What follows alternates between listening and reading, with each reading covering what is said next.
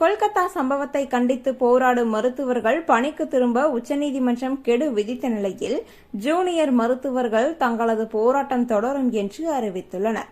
கொல்கத்தா மருத்துவக் கல்லூரி மற்றும் மருத்துவமனையின் முதுகலை பயிற்சி மருத்துவர் பாலியல் பலாத்காரம் செய்யப்பட்டு கொலை செய்யப்பட்டார்.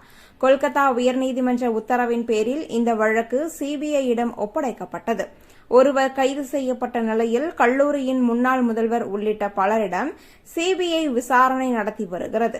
மேற்கண்ட சம்பவம் தொடர்பாக வழக்கு நேற்று உச்சநீதிமன்ற தலைமை நீதிபதி TY சந்திரசூட், நீதிபதிகள் JP பர்திவாலா, மனோஜ் மிஸ்ரா ஆகியோர் அடங்கிய பெஞ்ச் முன்பு விசாரணைக்கு வந்தது.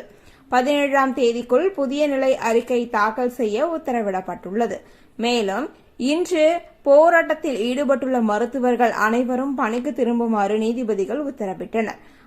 ஆனால் கடந்த ஒரு மாதமாக தொடர்ந்து போராட்டத்தில் ஈடுபட்ட மருத்துவர்கள் மாநில சுகாதாரத்துறை செயலர் மற்றும் சுகாதார கல்வி இயக்குநர் ஆகியோர் பதவி விலக வேண்டும் என்ற கோரிக்கையை விடுத்துள்ளனர். இன்று மாநில சுகாதாரத்துறையின் தலைமையகமான ஸ்வஸ்தியா பவனை நோக்கி பேரணி நடத்த முடிவு செய்துள்ளனர். இதுகுறித்து போராட்டத்தில் ஈடுபட்டுள்ள மருத்துவர்கள் கூறும்பொழுது, எங்களது கோரிக்கைகள் நிறைவேற்றப்படவில்லை, கொலை செய்யப்பட்ட மருத்துவருக்கு நீதி கிடைக்கவில்லை, எங்களது போராட்டத்தை தொடருவோம், நாங்கள் பணிக்கு திரும்ப மாட்டோம்.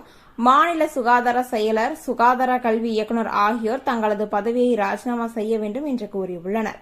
கடந்த ஒரு மாதமாக ஜூனியர் மருத்துவர்கள் பணிக்கு திரும்பாததால் மாநிலத்தின் பல மருத்துவமனைகளில் நோயாளிகளின் நிலைமை கவலைக்குரிய வகையில் உள்ளதாக தற்பொழுது செய்தியும் வெளிவந்தது.